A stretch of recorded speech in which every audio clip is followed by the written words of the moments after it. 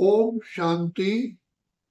परम पिता परमात्मा को ही भाग्य विधाता और भाग्य बनाने वाला कहा जाता है। तो वर्तमान समय परम पिता परमात्मा हमें अपनी पहचान देते हैं। तुम आत्मा कौन हो, खुद की भी पहचान देते हैं और समय की पहचान देते हैं। जैसे किसान समय पर धरती में बीज बोता है तो समय आने पर उसको उसका फल पैदावार मिलती है। समय पर ट्रेन पकड़ने के लिए प्लेटफॉर्म पे जाना पड़ता है। समय पर डॉक्टर रोगी के पास पहुंचता है तो रोगी की जान बच जाती है।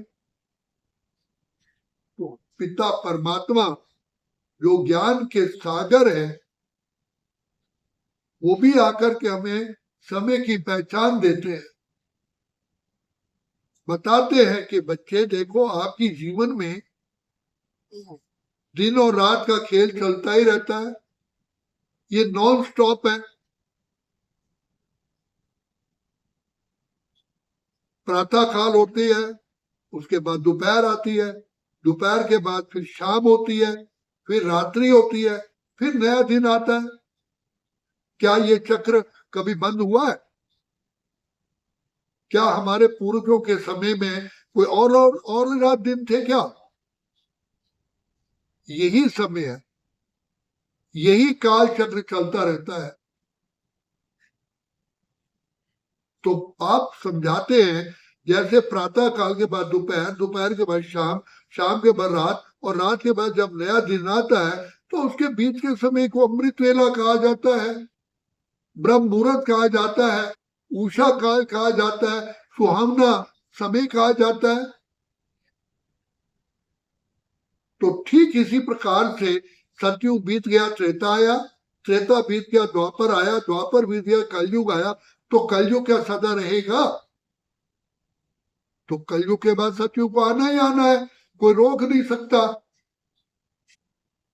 ये पुराना गीत बना हुआ है कि पल भर का है महिमा अंधेरा, किसके रोके रुका है सवेरा।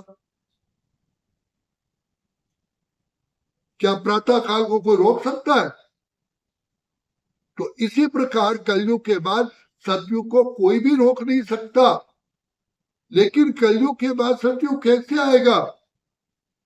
क्योंकि कल सतयुग है पावन दुनिया, सतो प्रधान दुनिया, जहां मनुष्य आत्माएं देव आत्माएं हैं, डबल ताजधारी है, पवित्रता का ताज है, रतन जड़ित ताज है। नारी लक्ष्मी है, नर नारायण है, यथा राजा अन्यथा तथा प्रजा।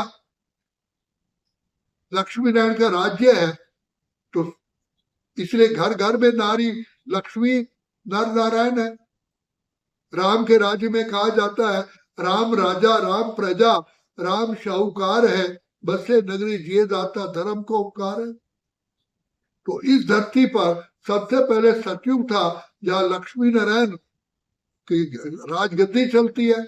इसलिए आज भी घर की नारी को गृह लक्ष्मी कहा जाता है। तो लक्ष्मी नारायण की दुनिया, सतयुग तो आएगा आएगा, कोई रोक ही नहीं सकता।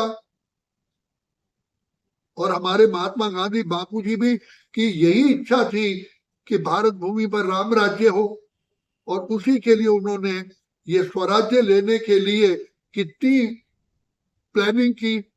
हमारे देश की आजादी में लाखों लोगों ने जाने दी, प्रयास किए, खून की नदियां बही, माताओं बहनों ने कितना सहन किया, त्याग किया,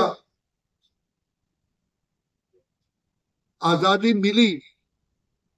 लेकिन उसके बाद क्या राम राज्य आया? जब तक राम जैसे पुरुष, सीता जैसी नारी, लक्ष्मण और भरत जैसे भाई नहीं होंगे, सुग्रीव जैसे मित्र नहीं होंगे, हनुमान जैसे सेवक नहीं होंगे, तो राम राज्य कैसे आएगा? तो राम राज्य है क्षीर सागर, ये आज की दुनिया विशेष सागर। विशेष सागर खारी चैनल से मीठी स्वीट चैनल में चलना है। तो ये कार्य कौन करेगा? आज आजादी को पूरे 75 वर्ष हो चुके हैं। क्या राम राज्य कुछ भी आया दिखाई दिया और ही भ्रष्टाचारी रावण राज्य हो गया? तो राम राज्य ये स्थापन करना केवल एक परमपिता परमात्मा जो राम के भी राम है, जो ईश्वर है, जिसको रामचंद्र जी ने भी जिसकी पूजा की, वो राम इस सृष्टि पर आकर के राम राज्य की स्थापना करते हैं। लेकिन वो तो जन्म मरण से न्यारा है, तो कैसे राम राज्य लाएंगे? तो वो एक उनको तन का आधार लेना पड़ता है, क्योंकि ये सृष्टि का नियम है। आत्मा बिना मुख के नहीं बोल सकती, बिना आंखों के नहीं देख सकती, बिना कानों के नहीं सुन सकती। तो परम पिता परमात्मा को भी इस पतित दुनिया को पावन बनाने के लिए, दानव से मानव, मानव को देव बनाने के लिए एक मनुष्य तन का आधार लेना पड़ता है, जिसको कहते हैं भागीरथ। शरीर को रथ कहा गया, आत्मा रथी है। आत्मा रथी शरीर छोड़ देती है, उसको अर्थी कहते हैं। तो शरीर रथ है। आज यहाँ कोटि कोटि आत्माओं के रथ हैं, लेकिन जिस रथ में परम पिता परमात्मा आते हैं वो भाग्यशाली रथ है। इसलिए कहा भागीरथ गंगा लाई। तो गंगा कौन सी? क्या पानी की? पानी की गंगा तो सतयुग से बह रही है। अगर पानी में नहाने से पावन होते हैं फिर तो बड़ी आसान बात है, फिर भारत और भारत की आत्माएं पतित बनते ही ना। कितनी बार स्नान करते हैं, पानी से हमारा शरीर, ये वस्त्र साफ होते हैं। लेकिन यहाँ ज्ञान जल की बात है। ज्ञान को अमृत कहा जाता है। तो परम पिता परमात्मा ज्ञान के सागर है। तो ज्ञान सागर पतित पावन परम पिता परमात्मा एक वृद्ध तन में प्रवेश करते हैं, जिसका नाम रखते हैं प्रजापिता ब्रह्मा। ब्रह्मा जी के द्वारा ही नई दुनिया की स्थापना होती है। सतयुग नई दुनिया है, कलयुग पुरानी दुनिया है। तो पुरानी दुनिया को ही परमात्मा आकर के नई दुनिया बनाते हैं, पतित से पावन करते हैं, काले को गोरा करते हैं, कंगाल को सरताज बनाते हैं। तो ये कार्य परम पिता परमात्मा का कलयुग के अंत के भी अंत में होता है, क्योंकि जब तक कलयुग का पार्ट है, कलयुग को अपना पार्ट पूरा करना ही है। तो अब परम पिता परमात्मा स्वयं इस सृष्टि पर आते हैं, जिनका जन्म शिवरात्रि कहते हैं। रात्रि का अर्थ क्या है? रात्रि का अर्थ है अंधकार। तो जब सारी सृष्टि में वेद, शास्त्र, उपनिषद, गीता, ग्रंथ, पुराण सब कुछ है, साइंटिफिक नॉलेज है, इकोनॉमिक नॉलेज है, मेडिकल नॉलेज है, सब चीज की नॉलेज है, लेकिन इन सब के होते हुए भी आज मनुष्य अंधकार में है, जो अपने को ही नहीं पहचानता। कह रहा है ये मेरा शरीर है। जब खुद कह रहे हो मेरा शरीर है, तो मैं कौन हूं इतना ही नहीं जानते। मैं कहां से आया हूं? ये दुनिया मुसाफिर खाना है, एक दिन सबको जाना। कहां से आए? कहां तेरी मंजिल, कहां है ठिकाना? मुसाफिर बता दे कहां तुझको जाना। This world is a stage and we are all actors. Actor का कोई घर तो होगा ना, या नहीं? तो ये सारी बातें परम पिता परमात्मा ही, जो ज्ञान का सागर है, प्रेम का सागर है, आनंद का सागर है, वो आकर के हमको बताते हैं कि बच्चे तुम आत्मा हो, अजर अमर अविनाशी हो। कहा तो जाता है कि आत्मा शरीर से निकल गई और शरीर डेड हो गया, तो कर्म आत्मा करती है देह के द्वारा। तो बाप याद दिलाते तुम आत्मा हो, अजर अमर अविनाशी हो। सुख और दुख आत्मा प्राप्त करती है, लेकिन कर्मानुसार। तो फिर परमात्मा कर्मों का ज्ञान देते हैं। कर्म बीज है, बीज से फल निकलता है। हम कर्म करते हैं, हमको फल मिलता है। जग जिसे कहते हो कर्मों की खेती है, जैसा तू बोए वैसा फल देती है। Newton third law of motion है, to every action there is equal and opposite reaction. गेहूं बोगे तो गेहूं निकलेगा, आम बोगे तो आम निकलेगा। तो परम पिता परमात्मा ज्ञान सागर पतित पावन प्रजापिता ब्रह्मा के द्वारा हम सब आत्माओं को आध्यात्मिक ज्ञान देते हैं। आत्मा का पतन कैसे हुआ, आत्मा का उत्थान कैसे होगा? तो पतन हुआ अपने को भूलने से। जैसे ही भूला आत्मा का, अर्थात दिया बुझ गया, हमने अपने आप को नहीं भूल गए तो अंधकार में आ गए। इससे बड़ा अंधकार क्या हो सकता है? एक बच्चे कोई कहीं घूम रहा है, कहता है मुझे बचाओ, मुझे ले अपना घर ले जाओ। उस बच्चे से पूछो तुम कहाँ, तुम्हारा घर कौन सा है, तुम कौन हो? अगर ना बता पाए तो उसे कहाँ ले जाओगे? फिर तो अनाथालय में जमा कर दोगे। तो आज हम सभी भी अनाथ हो गए हैं। तो परम पिता परमात्मा जो हमारा परम पिता है, वो आकर के हमें अपनी पहचान देता है। गीता में कहा, अर्जुन तेरी भी पहचान मैं देता हूं, और मैं कौन हूं? मैं भी अपनी पहचान स्वयं देता हूं। मैं अपने घर की पहचान देता हूं। तो परम पिता परमात्मा शिव बाबा कल्याणकारी पतित पावन, जिनको मुक्तेश्वर पाप कटेश्वर सदैव दाता कहा जाता है, इस समय पर वृद्धतन प्रजापिता ब्रह्मा के द्वारा नर को श्री नारायण, नारी को लक्ष्मी पद देने के लिए स्वयं आकर के ये कार्य कर रहे हैं। हमें आत्मिक ज्ञान दे करके पिता परमात्मा कहते हैं, बच्चे जैसे अग्नि में कोई चीज डाली जाती है तो उसकी मैल भस्म हो जाती है, इसी प्रकार पिता परमात्मा कहते हैं अपने को आत्मा समझ मुझ बाप को याद करो। ये लगन की अगन ही है जिससे हमारे पाप नाश होते हैं। और सत्यनारायण की आरती में कहा गया, सत्यनारायण की कथा की आरती होती है, कहते हैं बूढ़ा ब्राह्मण बन के आयो कंचन महल कियो।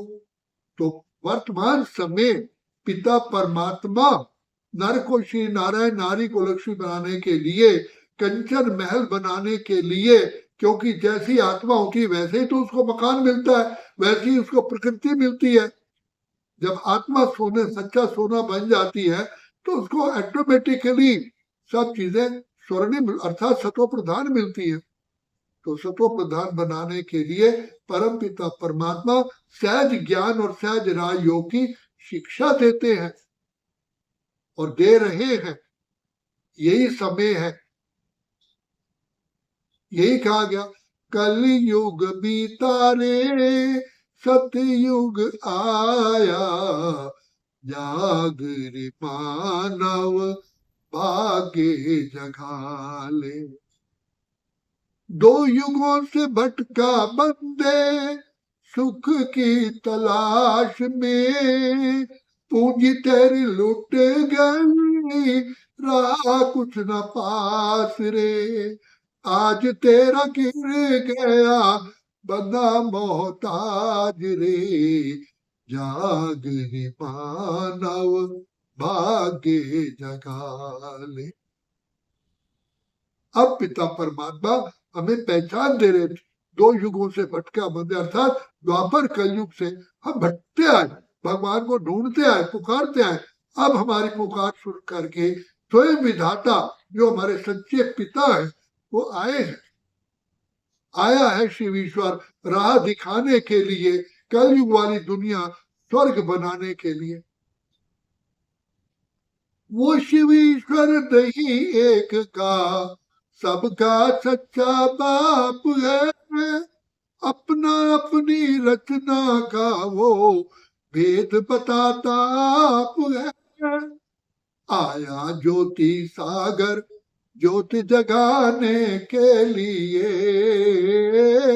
कलयुग वाली दुनिया स्वर्ग बनाने के लिए। यही समय है, इस समय पर जागने का समय है। जिन सोया तिन खोया, जिन जागा तिन पाया। अब बाप कहते हैं उठ जाग मुसाफिर भोर भई। अब ये प्रातः काल का टाइम है, अब रैन कहा तू सोवत है, कल तो बीत चुका है। जो जागत है सो पावत है, जो सो मत है सो खो मत है। इसलिए जागो जागो, समय पहचानो, भारत में भगवान आए हैं।